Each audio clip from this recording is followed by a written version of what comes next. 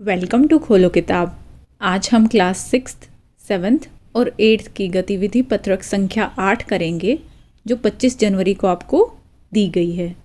अगर आप English medium के स्टूडेंट हैं तो यहाँ ऊपर आपको एक लिंक नज़र आ रहा होगा, उस पर क्लिक करके आप इंग्लिश में इस वर्कशीट को सॉल्व होते हुए देख सकते हैं।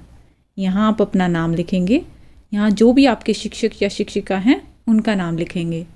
अगर आप चैनल पर नए हैं तो पहले चैनल को ज़रूर सब्सक्राइब कर दें और वीडियो पसंद आए तो लाइक एंड कमेंट करना ना भूलें। चलिए देखते हैं क्या दिया हुआ इस गतिविधि पत्रक में। हमें इस पिक्चर से कुछ समझ में आ रहा है क्या हो सकता है टॉपिक आज की गतिविधि पत्रक का, आज की एक्टिविटी शीट का? सही गैस किया आपने। क्या है? गणतंत्र दिवस, रिपब्लिक डे। आप लोगों ने परेड भी देखी होगी, टीवी पर देखी होगी या फिर लाइव जाकर वहाँ भी देखी होगी। अगर आप दिल्ली में ही रहते हो तो ज़रूर गए होगे इंडिया गेट पे वहाँ परेड देखने के लिए कभी ना कभी, और नहीं गए हो तो टीवी पे तो ज़रूर देखी ही होगी सबने। अब 26 जनवरी कल है भी, तो इसीलिए आपका आज का गतिविधि पत्रक भी उसी टॉपिक पर है। क्या आप जानते हैं कि गणतंत्र दिवस प्रतिवर्ष 26 जनवरी को मनाया जाता है? पता है आप लोगों को ये बात कि 26 जनवरी को हम गणतंत्र दिवस मनाते हैं, और 15 अगस्त को क्या बनाते हैं? 15 अगस्त को मनाते हैं स्वतंत्रता दिवस। कंफ्यूज मत होना, स्वतंत्रता दिवस होता है हमारा 15 अगस्त को, लेकिन 26 जनवरी को क्या होता है? गणतंत्र दिवस, रिपब्लिक डे। और क्यों मनाया जाता है उसका जवाब यहाँ नीचे आपको दिया हुआ है। इस दिन 1950 में भारत का संविधान लागू हुआ था। संविधान क्या? हमारे नियमों की किताब की जो लोकतांत्रिक सरकार होती है जहाँ, वहाँ बहुत ज़रूरी होता है संविधान। क्या रूल्स होंगे, क्या रेगुलेशंस होंगी, कैसे इलेक्शन होंगे, कैसे मंत्री वगैरह को चुना जाएगा, क्या क्या वहाँ सरकार कैसे चलाई जाएगी, कितने टाइम के लिए होगी, जो वहाँ की आम जनता है उनके मौलिक अधिकार क्या होंगे, फंडामेंटल राइट्स, फंडामेंटल ड्यूटीज़, सब कुछ हमारे किस में लिखा हुआ है? संविधान की किताब में, मतलब नियमों की किताब। अब इसके बारे में ज़्यादा डिटेल में नहीं पढ़ेंगे, बस ये बता देती हूँ कि संविधान के निर्माता किन्हें कहा जाता है? भीमराव अंबेडकर जी को। और हमारा सबसे लंबा लिखित संविधान है। चित्र में कौन सा राष्ट्रीय पर्व मनाया जा रहा है? यहाँ पिक्चर से और यहाँ लिखा भी हुआ था, आपको क्लियर हो ही गया कौन सा पर्व मना रहे हैं? गणतंत्र दिवस। तो आप लिख दोगे गणतंत्र दिवस। नेक्स्ट है हमारे राष्ट्रीय ध्वज में रंगों की संख्या लिखिए। अब ये देखो, ये राष्ट्रीय ध्वज लिए हुए हैं ना, कौन कौन से कलर आपको नज़र आ रहे हैं? आपने नाम भी सुना होगा, राष्ट्रीय ध्वज को क्या कहते हैं? एक और नाम से जाना जाता है, तिरंगा। तिरंगा क्यों कहते हैं? क्योंकि इसमें 3 रंग होते हैं मेनली। एक तो ये ऊपर वाला केसरिया, उसके बाद ये बीच वाला सफ़ेद, और उसके बाद नीचे सबसे हरा। लेकिन अब कई बच्चे कहेंगे मैम ये 3 रंग तो आपने बता दिए, बीच में जो ये चक्र है इसका रंग तो गिना ही नहीं। वो रंग कौन सा होता है? नीला। एक रंग वो भी होता है, तो मैं यहाँ +1 साथ में लिख रही हूँ। अगर आप गूगल पर, विकिपीडिया पर चेक करोगे कहीं भी, तो राष्ट्रीय ध्वज के, भारत के राष्ट्रीय ध्वज में कितने रंग होते हैं? 3 रंग आपको बताए जाएंगे, तभी तो उसका नाम तिरंगा पड़ा था, क्योंकि 3 रंग है। पर अब कई लोग इस बात पे कहते हैं कि नहीं, नीला भी तो रंग है, नीले को क्यों नहीं गिन रहे हो? नीले को भी गिनना चाहिए। तो वो बीच में अशोक चक्र जो है नीले रंग का, एक रंग +1 इसीलिए मैंने लिखा है। जो भी आपके टीचर ने आपको बताया हो आप वो लिख सकते हो, या फिर ऐसे लिख सकते हो, तिरंगा लिख दिया कि 3 रंग +1 नीला अशोक, साथ में मेंशन कर दो कि हाँ एक साथ में अलग से नीला भी होता है। मेन तो यही 3 नज़र आते हैं हमें, और बीच में अशोक चक्र का नीला। नेक्स्ट है मार्चिंग टीम द्वारा बनाई गई आकृति का नाम बताइए। ब्रैकेट में आपको ऑप्शन भी दिए हुए हैं, त्रिभुज बना रहे हैं या आयत बना रहे हैं। ये जो मार्चिंग टीम है, मार्च करते हुए टीम दिखाई हुई है, ये कौन सी आकृति बना रही है? शेप देखो, यहाँ से ऐसे, फिर ऐसे और ऐसे, ऐसे है ना, तो ये कौन सी शेप होती है? इसको क्या बोलते हैं हम? त्रिभुज, ट्रायंगल। तो किस पे टिक लगा दोगे? त्रिभुज पे। आगे देख लेते हैं। ऊपर दिए गए चित्र की मदद से दिए गए ध्वज में रंग भरिए। ये आपको एक ध्वज दिया हुआ है, अब इसके अंदर कलर करने हैं ऊपर दिए गए चित्र की मदद से। आपको यहाँ इनकी हेल्प लेने की भी वैसे ज़रूरत नहीं पड़नी चाहिए, क्योंकि अब तक तो सब बच्चों को 6th क्लास में हो चुके हो, आप 7th में हो चुके हो, 8th में हो चुके हो, तो फ्लैग के अंदर कौन कौन से कलर हैं हमारे राष्ट्रीय ध्वज में वो सबको पता ही होगा। आप फिल कर सकते हो ईजिली, बिना उस चित्र की मदद के भी आप फिल कर ही देते। मेरे को लगता है ये क्वेश्चन तो कर दिया फिल, आसान था। बीच में जो ये अशोक चक्र होता है इसको आप नीले रंग का बनाएंगे, और इसमें टोटल 24 ही ऐसे तिलियाँ होती हैं, 24 अशोक चक्र में। नेक्स्ट क्वेश्चन देखो, मैंने केसरिया रंग जिस आकृति में भरा है उसका नाम डैश है। कौन सी आकृति में भरा है? ये ऊपर वाली क्या शेप बन रही है? ये आयत। तो आप क्या लिख दोगे इसका आंसर? आयत। नेक्स्ट है, मैंने हरा रंग जिस आकृति में भरा है उसका नाम डैश है। हरा रंग कहाँ भरा है? इस नीचे वाले में। ये भी कैसी आकृति है? ये भी आयत ही है, तो इसका भी आंसर क्या हो जाएगा? आयत। पर ये ध्यान रखना, ये जो केसरिया है ये ऊपर वाले आयत में भरा है हमने, और जो हरा रंग होता है वो नीचे की ओर। नीचे जो आयत, पूरे राष्ट्रीय ध्वज को 3 अगर बराबर हिस्से कर दिए इसके, तो ऊपर वाला हिस्सा केसरिया रहेगा, बीच वाला सफ़ेद रहेगा और नीचे वाला हरा रहेगा। हैं तो तीनों ही आयत, ये भी, ये भी, ये भी, पर रंग ध्यान से भरना, कभी उल्टे कर दो। नेक्स्ट है, मैंने नीला रंग जिस आकृति में भरा है उसका नाम डैश है। अब नीला रंग कहाँ भरते हैं? इस बीच वाले एरिया में भरते हैं, पर पूरे में तो नहीं भरा ना। इसके ऊपर बस ये इतनी सी जगह में हमने नीला करा है, इस चक्र में। तो आप क्या लिखोगे? ये कौन सी शेप होती है, कौन सी आकृति है? ये आपकी सर्कल। सर्कल को बोलोगे वृत्त। ठीक है। राष्ट्रीय ध्वज का अगर आप ये भी देखोगे ना, तो ये भी आयत ही आकार होता है। क्यों होता है? क्योंकि इसकी लंबाई और चौड़ाई हमेशा फिक्स रहेगी। आप इसको वर्ग नहीं बना सकते हो। लंबाई अगर 3 लेके चलोगे तो चौड़ाई आपको 2 लेनी पड़ेगी। 3:2 हमेशा रहेगा।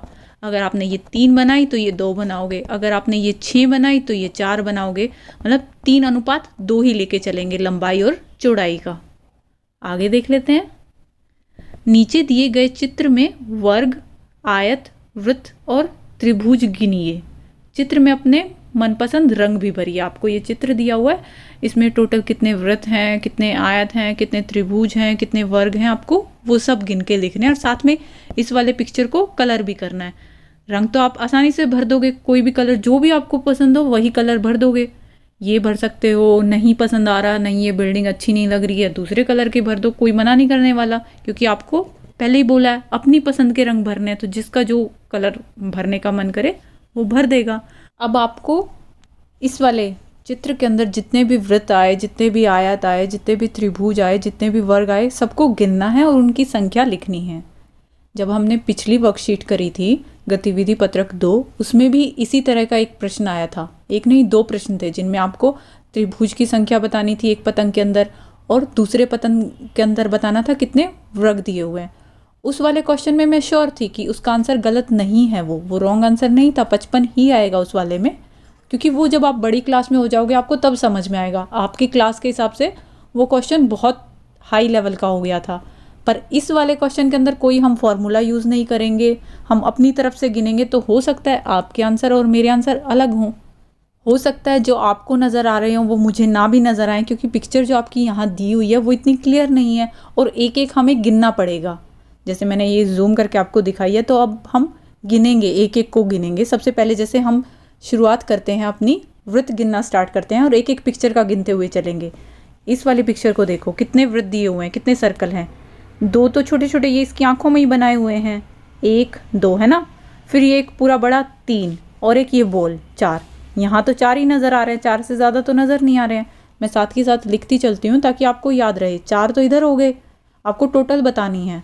4 इधर हो गए। इस वाली में देखो, वही 2 आँखें और एक ये मुँह का 3, फिर एक ये पहिए का 4 और इस पहिए के अंदर एक और दिया हुआ है 5, एक ये ऊपर से 6 और अंदर वाला 7। यहाँ कितने बने?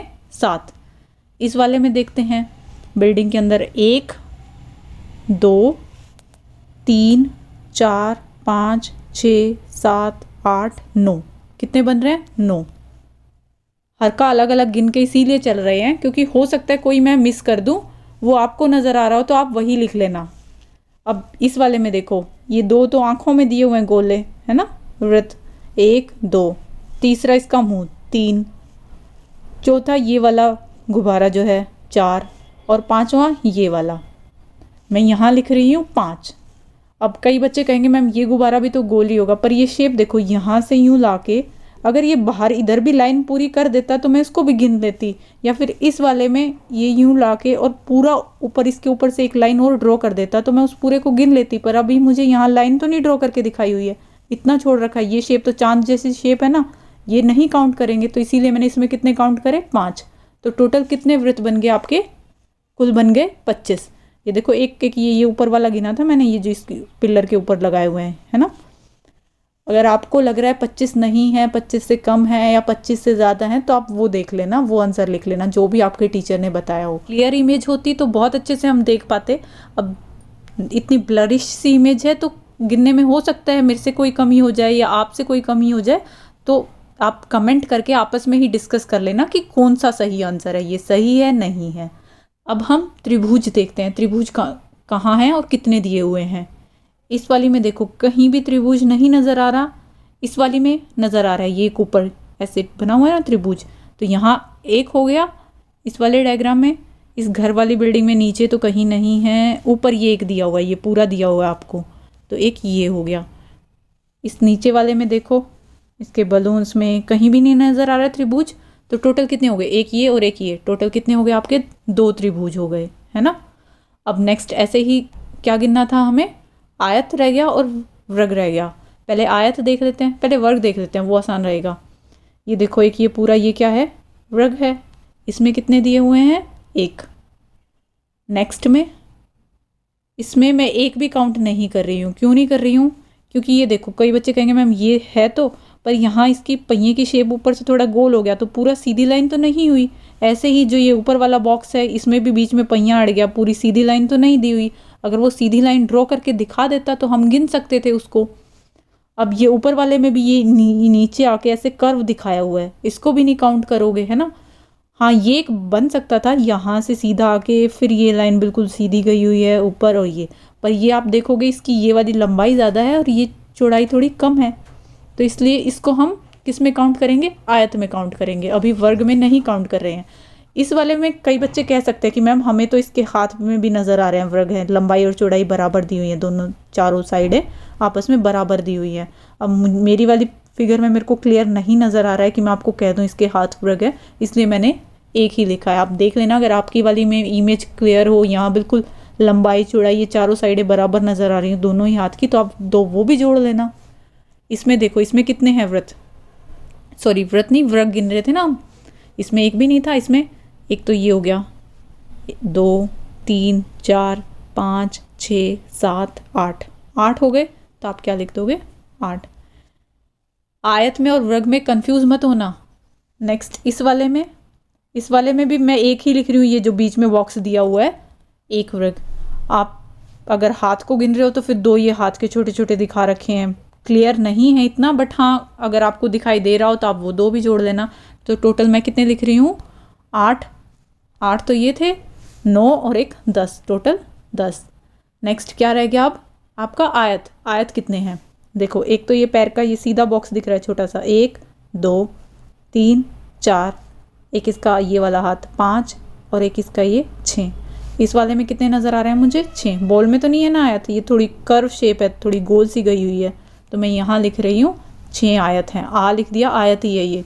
और गर्दन को क्यों नहीं गिन रही हूँ, क्योंकि गर्दन मान लिया नीचे से तो ये सीधी लाइन है, पर ऊपर तो गोल शेप गई हुई है ना, पूरा आयत तो नहीं बनेगा, ना ही वो वर्ग में काउंट करोगे आप। अगर गर्दन को काउंट करोगे सिर्फ यही काउंट करके मैंने इसीलिए यहाँ ये लिखा है। नेक्स्ट वाली फिगर में देख लेते हैं। इस वाली में एक तो ये पूरा अभी पीछे बताया था आपको, एक ये आयत हो गया और एक ये छोटा सा इस आदमी का नीचे बॉक्स बनाया हुआ है ना, ये वाला बॉक्स, तो कितने हो गए 2 यहाँ। आपको कोई और लग रहा होगा तो वो आप देख लेना, बट ये वाला कहो नहीं मैम इसको भी काउंट करो, ये नीचे थोड़ी कर्व शेप लग रही है मुझे, इसीलिए मैं इसको काउंट नहीं कर रही हूँ। अब नेक्स्ट में देखो इस बिल्डिंग में कहाँ कहाँ आपको आयत नज़र आ रहे हैं। एक तो ये बड़ा पूरा यहाँ से ये हो गया, एक ये वाला हो गया 2, और एक ये पूरा बड़ा भी अगर काउंट करे तो 3 तो सीधा यही हो गए। नीचे ये डंडियों में 4, इसमें ये जो नीचे सीधी गई हुई है, फिर नेक्स्ट इसमें भी नीचे सीधी गई हुई है 5 6 7 8 9 10, और बीच में ज्वाइनिंग में भी सबके है 11 12 13 14 15 16, कितने बने टोटल 16, तो यहाँ मैंने लिख दिया 16 आयत। और अब इस वाले में देख लेते हैं, वही 1 हाथ 2 हाथ और पैरों में कितने हैं 4, क्योंकि जूते का अलग से शेप दिखा रखी है ना आयत की, तो 4 और 2 6, मैं यहाँ 6 लिख रही हूँ। अगर आप हाथों के बिल्कुल ये जो छोटे वाले जिसमें इसने बलून पकड़ रखा है इतने को भी काउंट कर रहे हो तो फिर वो संख्या और ज़्यादा हो जाएगी, बट जनरली मेरे को यहाँ बीच में कोई जॉइंट नज़र नहीं आ रहा है, इसीलिए मैंने 6 लिखे हैं। टोटल कितने हो गए आपके, टोटल हो गए 30। 6 + 2 + 16 + 6, टोटल 30।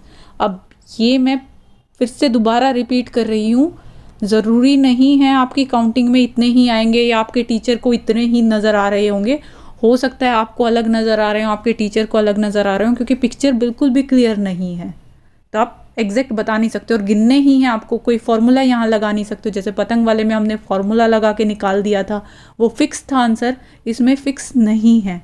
अब ये आप देख लेना, आपके टीचर जो बताएं आप वो लिख लेना, ये लिखना है ये लिख लेना, इससे एक्स्ट्रा आपको नज़र आ रहे हैं तो आप वो लिख लेना। इसी के साथ ये एक्टिविटी शीट आपकी कंप्लीट हुई। मिलते हैं नेक्स्ट वीडियो में अगली एक्टिविटी शीट के साथ। Don't forget to like, comment, share and subscribe the channel. Thank you.